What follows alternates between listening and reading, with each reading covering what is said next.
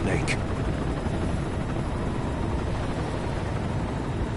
Why are we still here? Just to suffer?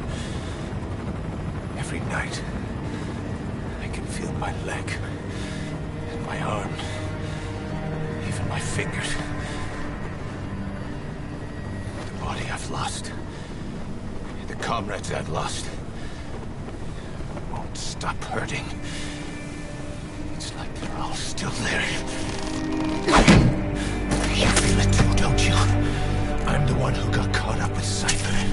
A group above nations, even the US. And I was the parasite below, feeding off Zero's power.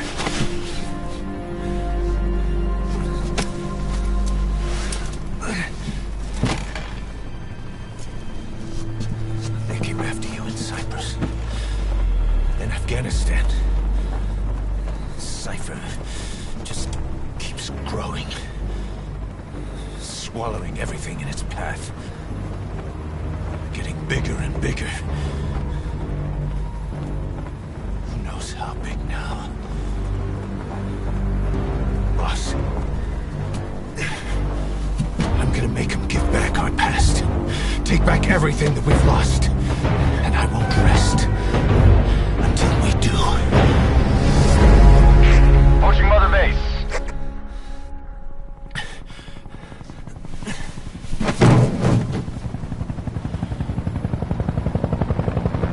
Our new Mother Base. I don't know how long it'll take, but I'll make it bigger. Better than before. Gosh. What should I do?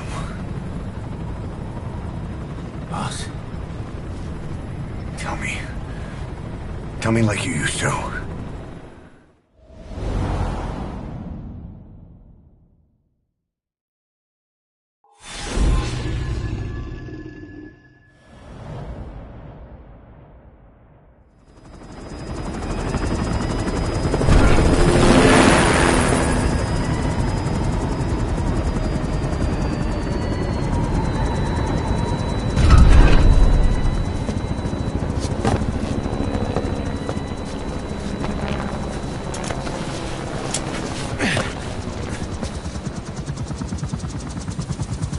Things have changed, boss.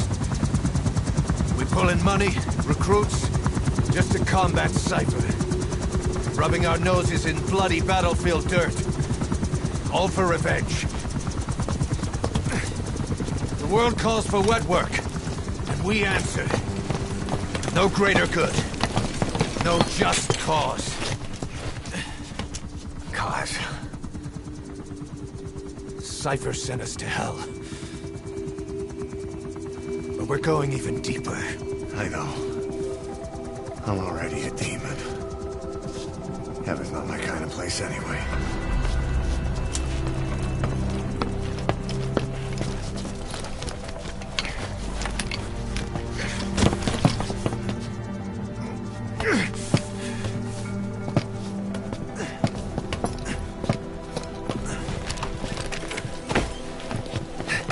Dogs of war for 9 whole years. That ends today. Now you're not sleeping, and we're not junkyard hounds. We're diamond dogs.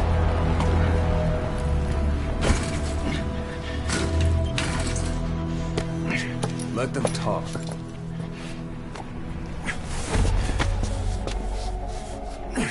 We can crush Cypher, boss. And you can build the army that can do it. Just one thing, Kaz. This isn't about the past. We're fighting for the future.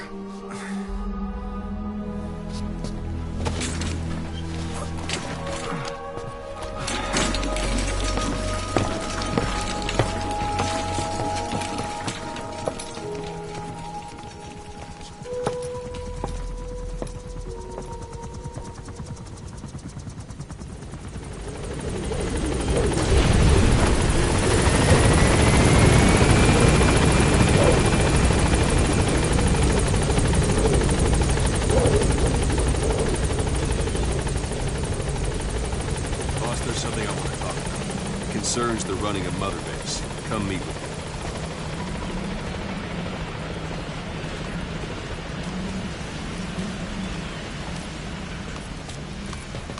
Boss!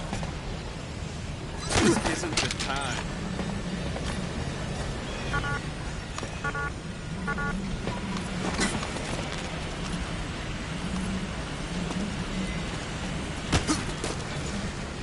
Boss! Boss! Boss, come meet with me.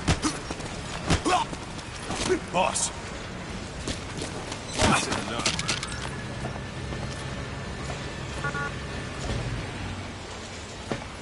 Boss, come meet with me.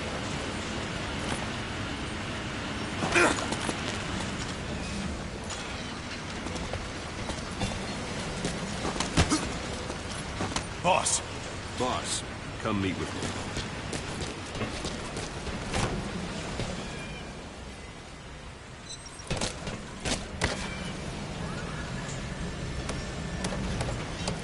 Boss, come meet with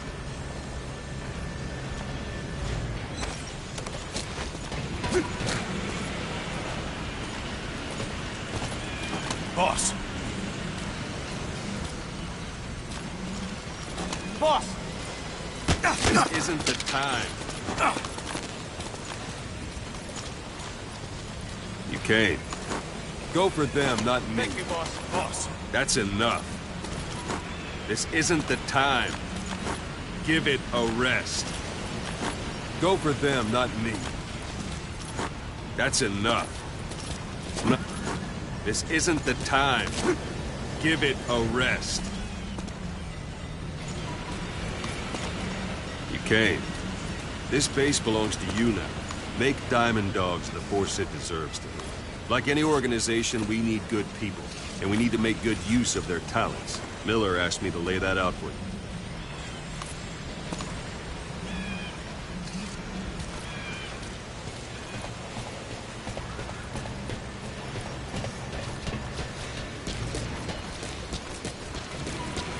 Hang on a minute, boss. I'm not finished yet. Boss!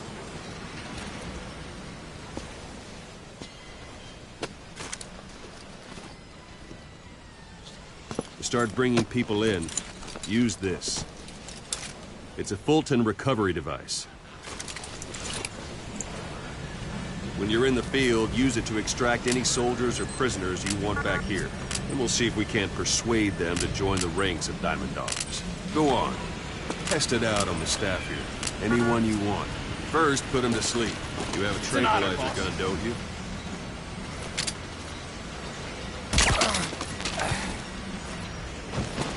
Out like a light.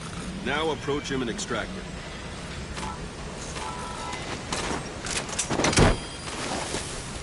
Good.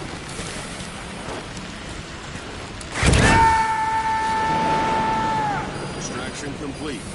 You can only Fulton recover someone if they're not resistant. Hang on a minute, boss. I'm not finished yet. You can only Fulton recover someone if they're not resistant. No dead bodies either. They don't make great recruits. The staff member you just extracted will be assigned to the team best suited to his abilities. See for yourself. Open your eye droid. Select staff management from the Mother Base menu. So that staff member was placed on the R&D team. The R&D team is in charge of developing all kinds of weapons and items that'll support you on missions. Take a look at the development list. Select weapons items under the development heading.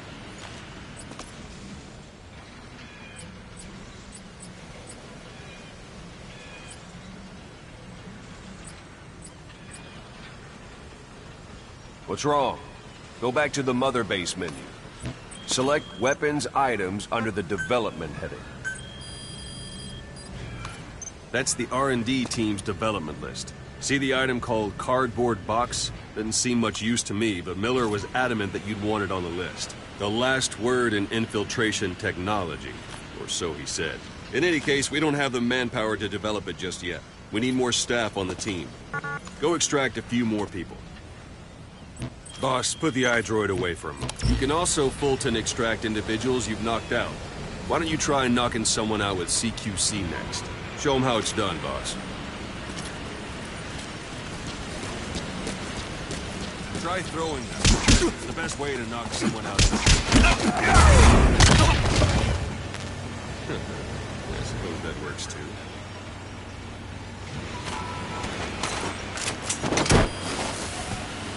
Good.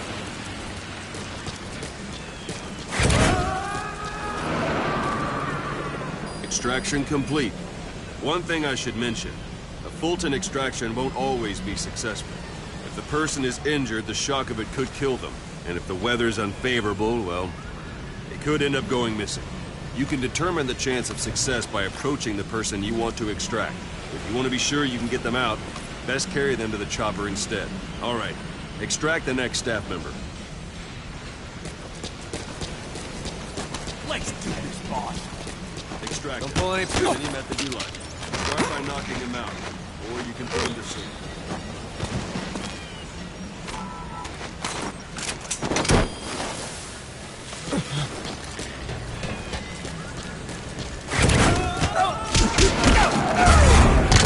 Boss, now that we have more people on the R&D team, its level has gone up.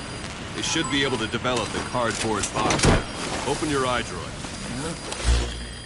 Select weapons items under the development heading. Now select cardboard box and start development.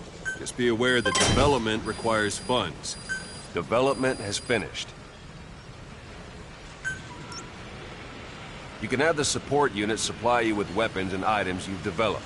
Think of it as your own personal delivery service.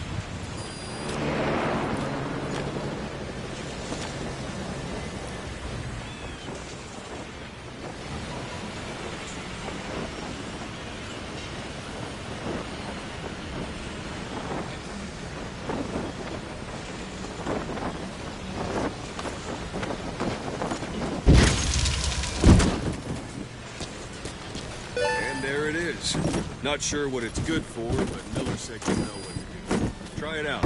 One last thing. The staff members you extracted were all placed on the R&D team, but that was Miller's decision. If you think they belong somewhere else, you're free to move them around. Well, that about does it. You won't make any GMP or find recruits hanging around here. Board the chopper when you're ready for a mission.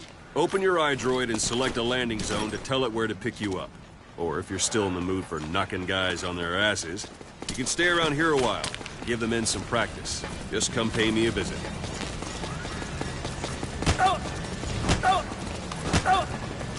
Boss!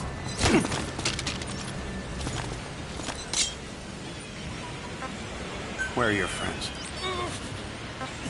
Spit it out. Speak. Where are your friends? Where are your friends? Where are your friends?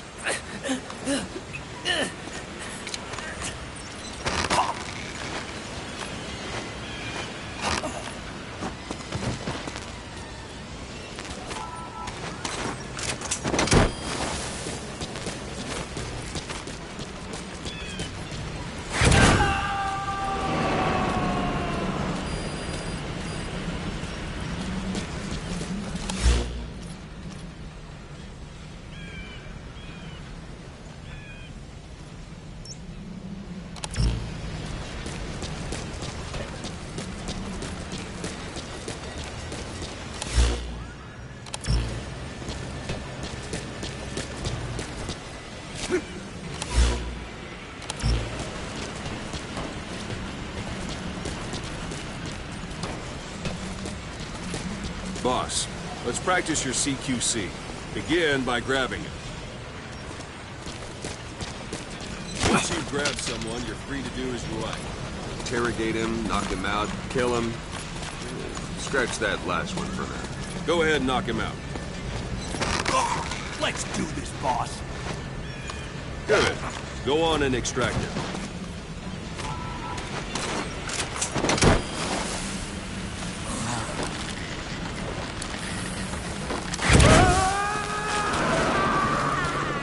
Now for fist fight. Strike an adversary repeatedly to knock him out. He'll stay in contact. Extract the staff member. Strike an adversary repeatedly to knock him out. He'll stay unconscious for longer than if you throw him. I'm ready, boss. Starting to feel like yourself again? The rest will fall into place with some time in the field. Go ahead and call the chopper from your eye drawer.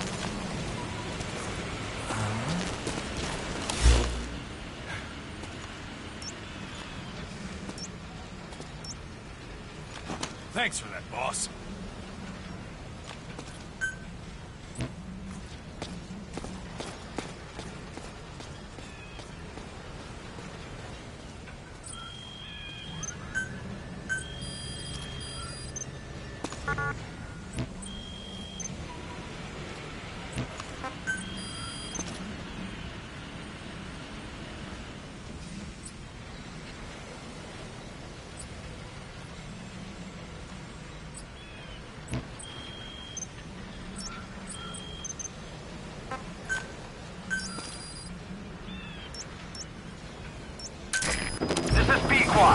Arriving shortly at LZ.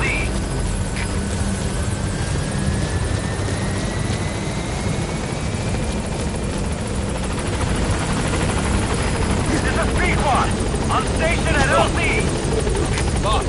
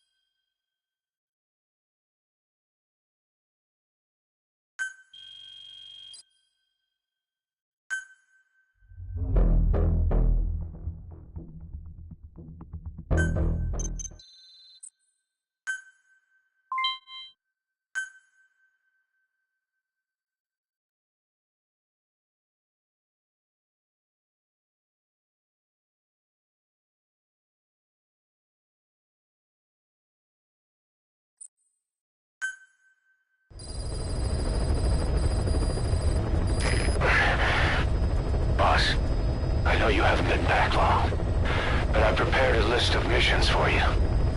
Open your iDroid.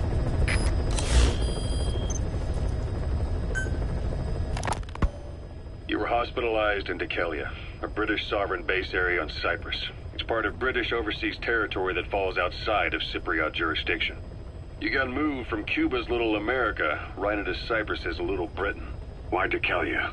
The UK and the US remain close allies. The last place Cypher would think to look for you is inside their own system. That's what kept you safe in British military hospital for 9 years. The safest place from a whale is inside its own belly. You were a regular Geppetto. Well, it wasn't Pinocchio who led me out to safety. So who was that guy? Cypher went so far as to attack British territory, burning their own ally. That's how badly they wanted you dead. He said I was in a British military hospital. But the doctor had a Greek accent. They hire locally. Easier to trust them. Dekelia is also home to Greek Cypriots, after all. What about the Turks? They haven't returned to the south. Not yet. The Cyprus dispute is still a long way from resolved. The country is just as split as it was in '74. Turkish Cypriots in the north, Greek Cypriots in the south. Between them, the Green Line, the UN established.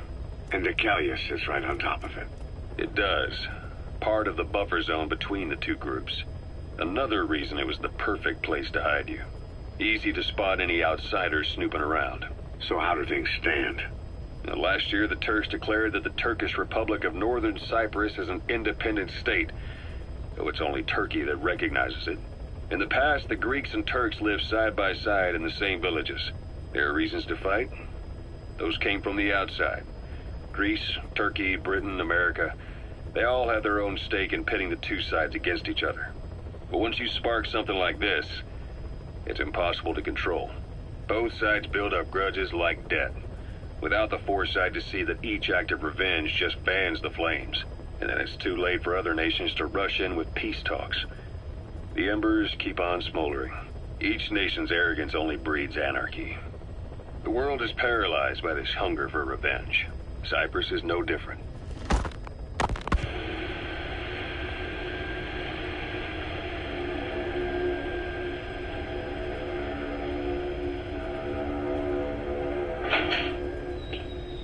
You're up. We're changing ships? We can't go sailing the Suez in a whaler. The Suez Canal. When did they reopen it? Not long after you were attacked. Once they finished sweeping it for mines after the Arab-Israeli conflict. Can you stand? We've got to transfer to a container ship for passage through the Suez. Our destination is Pakistan, Afghanistan's neighbor to the south. There, we disembark and head via Peshawar to the Zero Line, the border. We'll travel to the Khyber Pass by road. And then? We continue on horseback.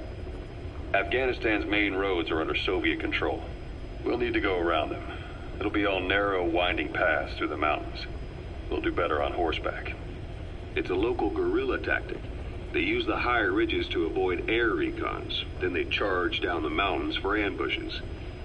The Soviets still haven't devised a counter-strategy. Our time frame is only half as much as we really need. It'll be a tough march. Better horses than boats. Well, it'll make for good physiotherapy. Take the time to get used to that new arm. While the Soviets have indicated they are not participating in the Los Angeles Olympics, primarily because the United States has made no attempt to guarantee the safety of the Soviet Union's athletes, the United States is increasingly demonstrating the belief that the issue has nothing to do with its preparations, and in fact this is retaliation for the Western nations' boycott of the previous Moscow Olympics.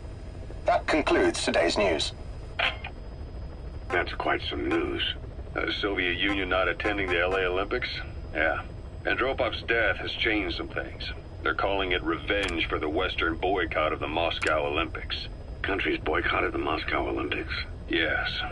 In protest of the Soviet Union's invasion of Afghanistan. Over 50 countries were absent. It's too bad I didn't get to see Yamashita's judo. When the 40th Army crossed the Amu River 4 years ago, détente went right out the window.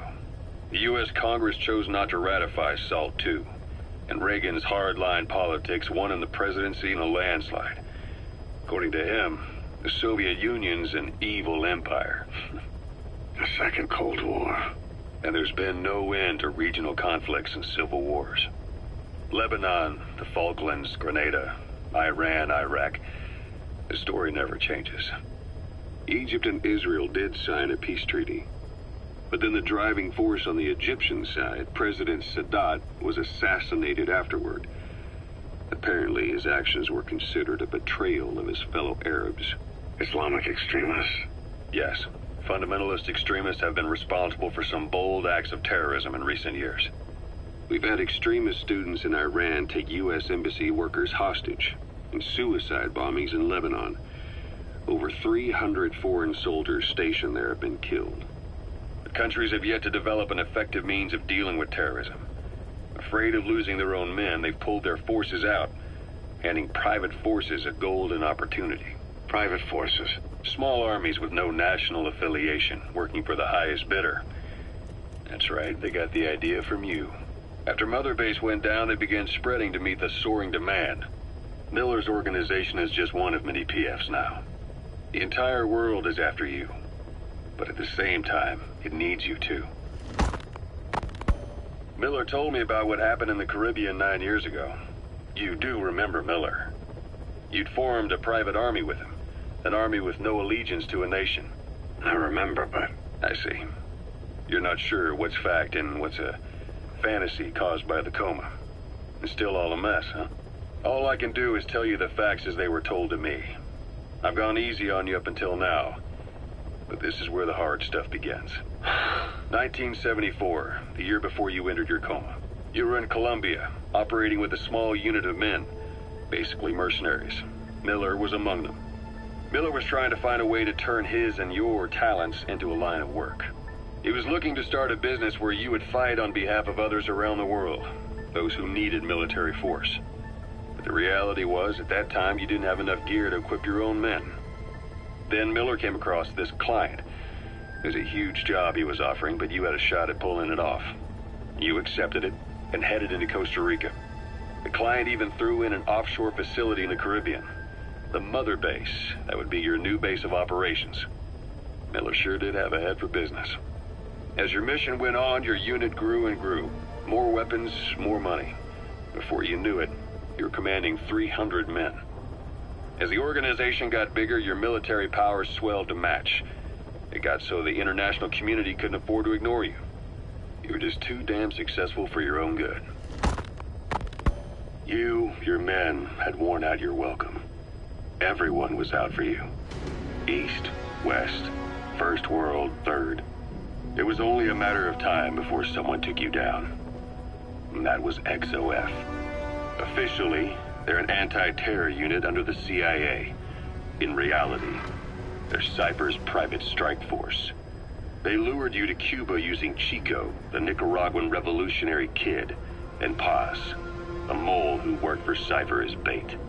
While you were gone, XOF, posing as a nuclear inspection team, stormed Mother Base.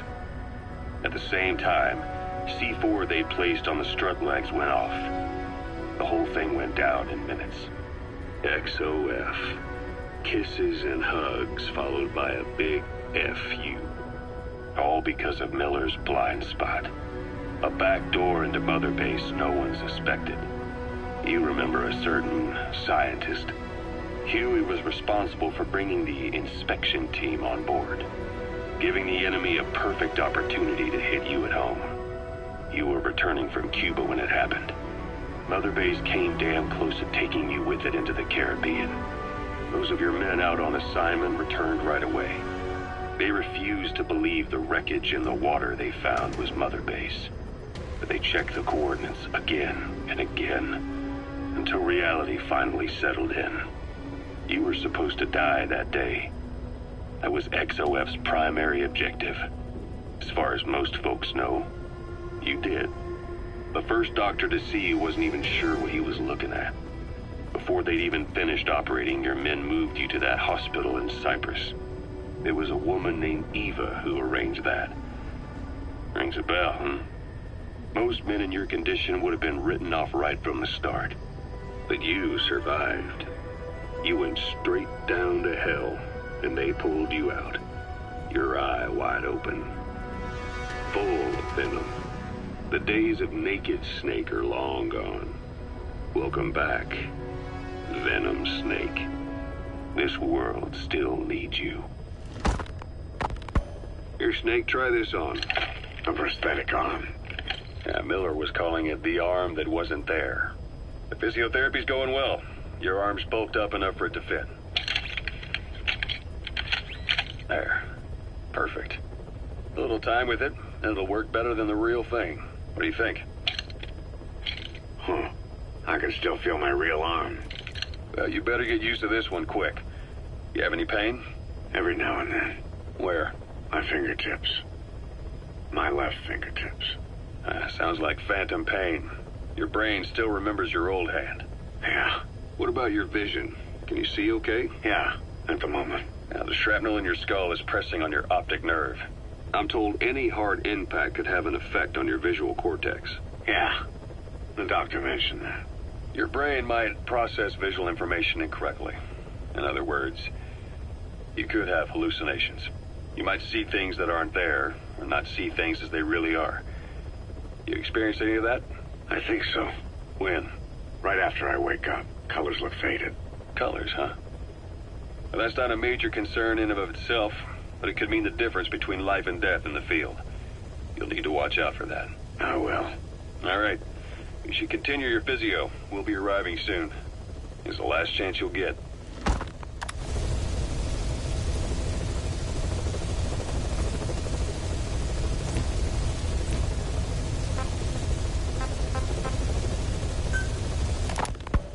Snake, I wanted to ask you about the man on fire.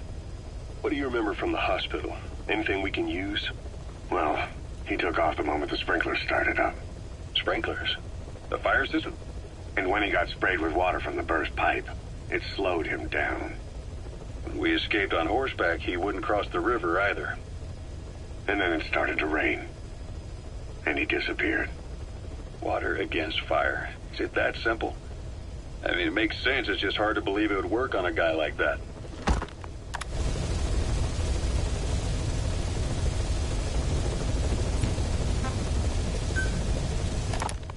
Christmas Eve, 1979. The Soviet Union rolled into Afghanistan. Muslims had revolted against the Soviet-friendly regime established the year before. The DRA forces could no longer contain it themselves, so the Soviets went in to intervene. The Afghan government was powerless and fraught with infighting. They lost the hearts and minds of the people, and that alarmed the Soviet leadership. With the Islamic Revolution happening in Iran, the Soviets felt they had to act fast or risk the spread of Islamic revivalism. A superpower, sending a motorized rifle division against men on horseback with antique rifles. Everyone thought it'd be over in an instant, only it wasn't. Some Muslims made their fight a jihad, a holy war, and began a guerrilla campaign on all fronts. A war of attrition. These fighters call themselves Mujahideen. They're being supported by the West through Pakistan. That's why Miller was involved. He was training them near the Zero Line, sponsored by the CIA. The war has become a nightmare for the Soviet troops stationed here. They thought they'd be headed home in 6 months at the most. Then a year passed. 2 years. Now here we are 4 years on with no exit in sight. Afghanistan has become the Soviet Union's Vietnam. The Soviet troops on the ground want to go home, but at least they have homes to go back to. The Afghans have lost theirs. The Soviets destroy the kishlaks, villages, wherever they can. They burn down homes and fields, fill in wells, turn pastures into minefields. It's created a mass of refugees who fled to Pakistan. If the Mujahideen are fish swimming around the villages, the Soviets will go so far as to dry out their ocean. But this has had a big price. There's bitter resentment among the Afghans, and they're taking out their anger on the soldiers on the front lines. Among the Mujahideen are the Pashtun people. They're fiercely devoted to their code of Badal, or revenge. Soviets they've captured have had their hands, feet, and noses cut off before being left to die at the side of the road, just to show their comrades what they're capable of. Friendlies who come across them can do nothing but put them out of their misery. Then they burn down another village in retaliation. And the cycle of vengeance goes on.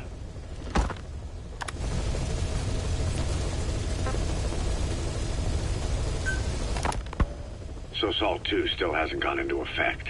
That treaty was drawn up to limit not just the size of the U.S. and Soviet Union's nuclear arsenals, but also their delivery systems. The whole deal. Just when we thought all those years of negotiations had paid off, somebody decides to invade Afghanistan. The timing couldn't have been worse. The president was in the middle of the SALT II talks back then.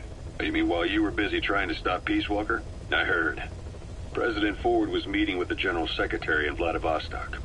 In his absence, the political brass in America detected what they didn't realize was false nuclear launch data from Peace Walker, and were on the verge of ordering a retaliatory nuclear strike. Coleman's big idea? Humans are incapable of destroying themselves. Turns out he never knew what humans are capable of.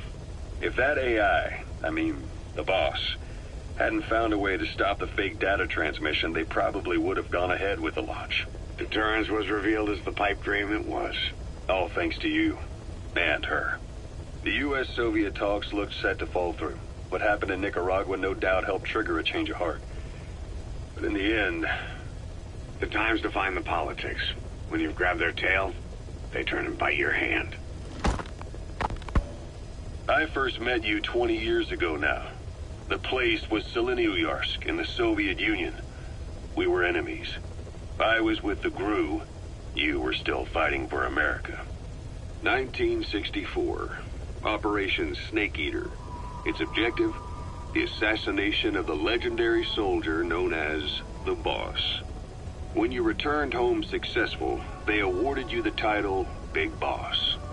Your CO, Zero, sought to carry on the boss's will by covertly establishing his own organization. You knew the original members from Operation Snake Eater.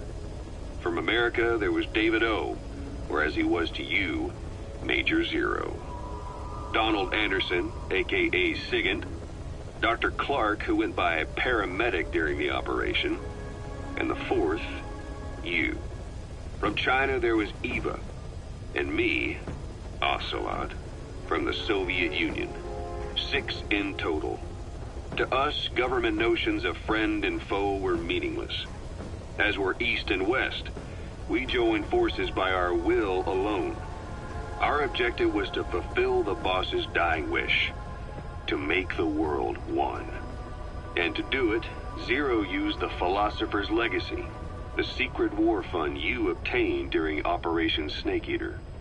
This organization would go on to become Cypher. I, on the other hand, was left with the problem. You only recovered half of the legacy. I had to locate the other half myself. When I found the funds, I passed them on to Zero, just as you wanted.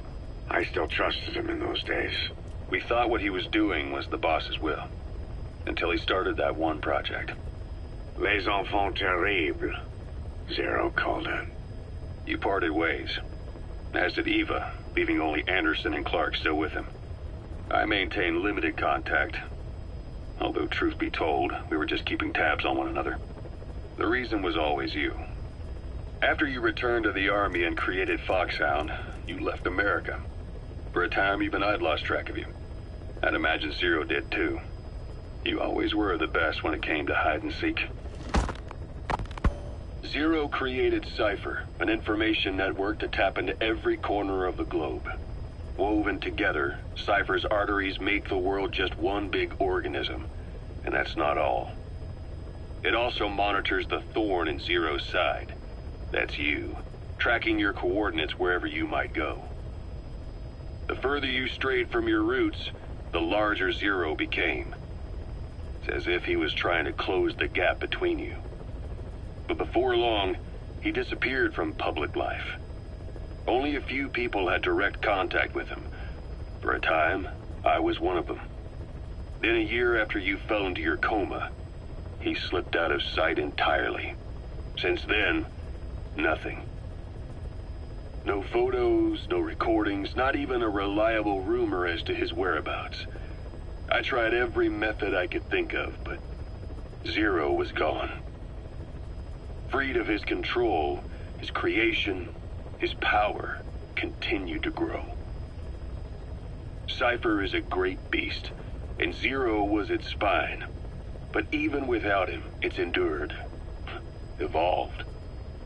But now its body is rotting, riddled with parasites. Parasites like the ones who attacked you 9 years ago in the Caribbean, and then at the hospital. Cypher's Black Ops Unit, XOF. They learned where you were, and came to wipe the slate clean.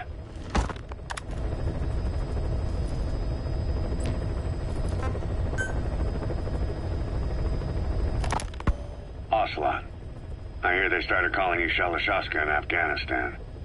What's that about? You know the term Sharashka? It's slang for a suspicious, hastily thrown together organization. The word became associated with a type of forced labor facility in the Soviet Gulag system. OKB scientists and engineers who'd been convicted of crimes were sent to a Sharashka for forced R&D. The Sharashkas were supervised by Lavrenti Beria of the NKVD, the secret police, under the official name 4th Special Department. Forced research? That's not very different from what we do here. Diamond Dogs is different. Everyone here believes in you. Regardless of where they came from or why they're here, they revere you. And they're fighting because it was their choice. And if it wasn't, they'd leave? Who knows? That's our reality here, whether it's real or not. If there's another truth, I don't want to know it. All that matters is that's the concept that's taken shape in their heads.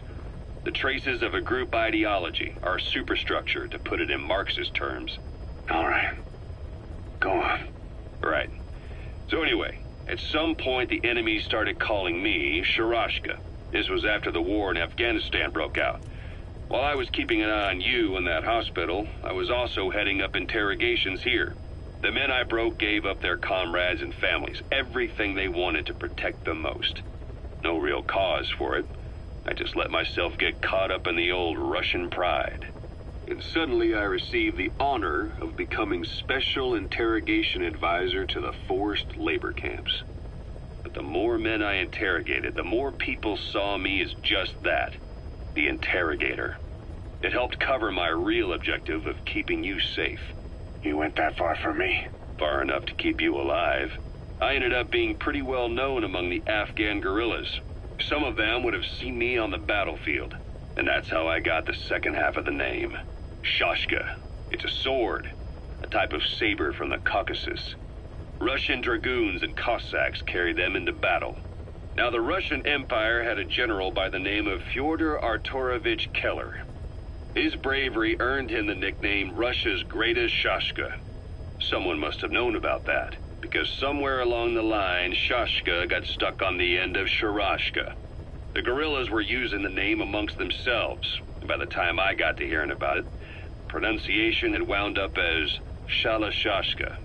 So half Gulag, half Hero Sword. Is a perfect fit. But you see how rumors and ideas about people can get out of hand fast. Once you create a character and put it out there in public mind, it warps and twists with every baseless rumor. And before you know it, all people see are phantoms. In my case, it works out just fine. I'm plenty used to working under aliases.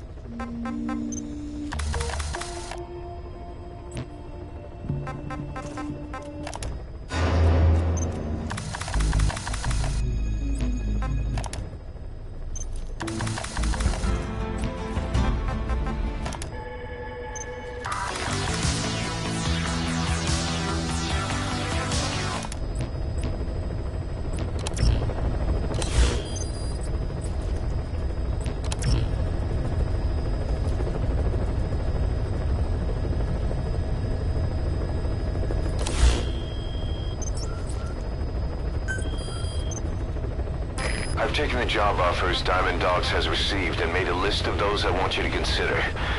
Which ones you accept is your call. The objectives of the missions I've added are prisoner rescue, facility sabotage, and high-value target elimination. Probably all a walk in the park for you, but they should help you get back on your feet. I put the mission details on a cassette tape. Refer to it if you decide to accept the mission. We'll receive GMP for completing missions, and extracting soldiers and prisoners will boost our ranks. Building up Mother Base is the first step to achieving our goal. If that means wet work, so be it. We're gonna have to get our hands dirty. I hope you're rested up, because we're not stopping. Not until the pain is gone. The future of Diamond Dogs is in your hands. We're counting on you, boss.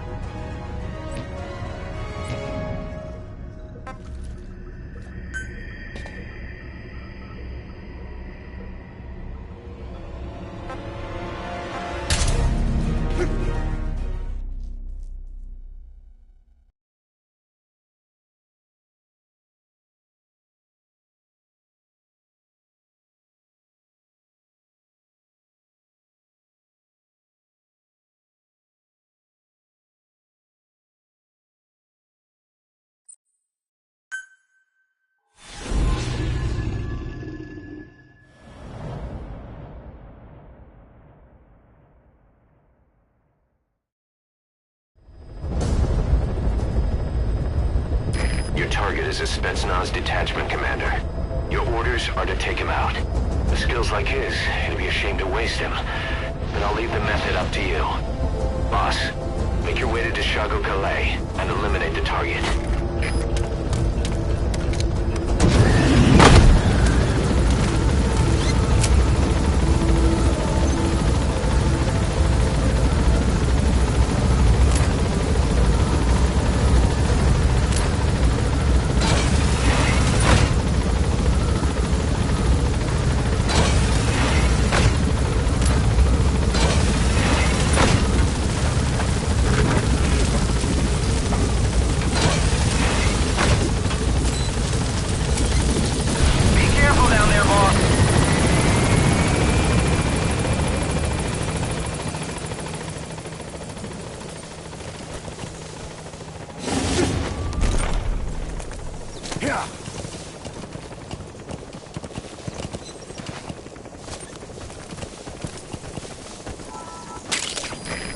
Compounds from plants to make medicine or poison for use in new weapons and equipment. Take a look at the plants list on your iDroid to see which ones we need. Then go find them if you get the chance. It'll keep the staff happy too.